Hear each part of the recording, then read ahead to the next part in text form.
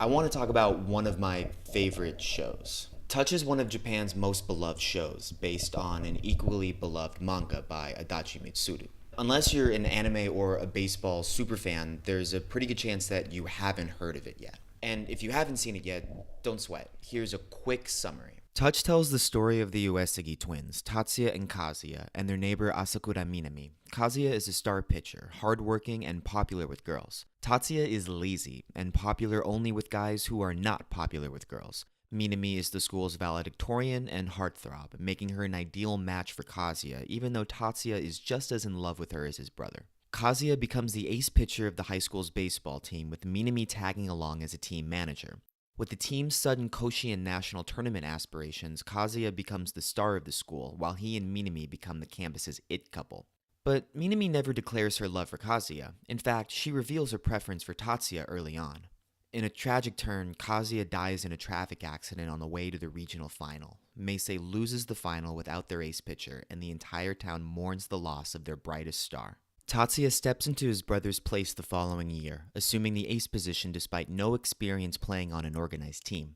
After a rocky start, he becomes a fearsome pitcher, grabbing the attention of local baseball stars Nishimura and Nita, who also share a romantic interest for Minami. Meisei loses to Nishimura Seinen High School in the regional semifinals despite Tatsuya's 11-inning no-hitter.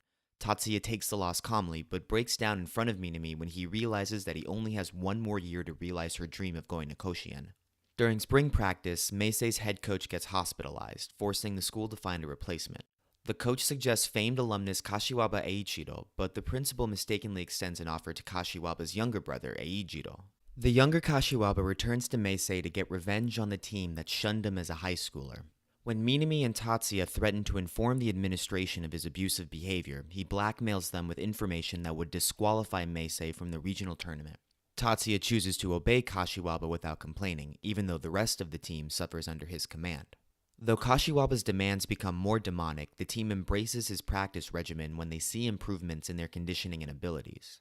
When the team enters the preliminary tournament, Kashiwaba actively sabotages their chances, forcing Tatsuya to find creative workarounds to keep Minami's dream alive.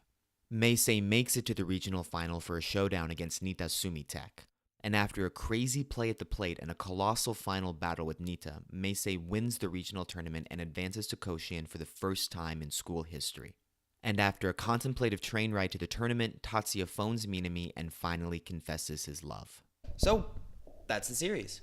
But what about the name? What is Kishōtenketsu? We Westerners are used to stories with either a 3-act structure or a 5-act structure. Most American TV, books, and movies follow a very similar pattern, with an introduction to the characters, continue by providing a motivation for those characters, then they introduce a conflict to that motivation, find a climactic resolution to that conflict, and end with a cooldown that ties everything together. A lot of Chinese, Japanese, and Korean stories, however, follow a 4-act structure known as Kishōtenketsu that breaks up the story by syllable. A story's key introduces us to the characters while the show develops the plot.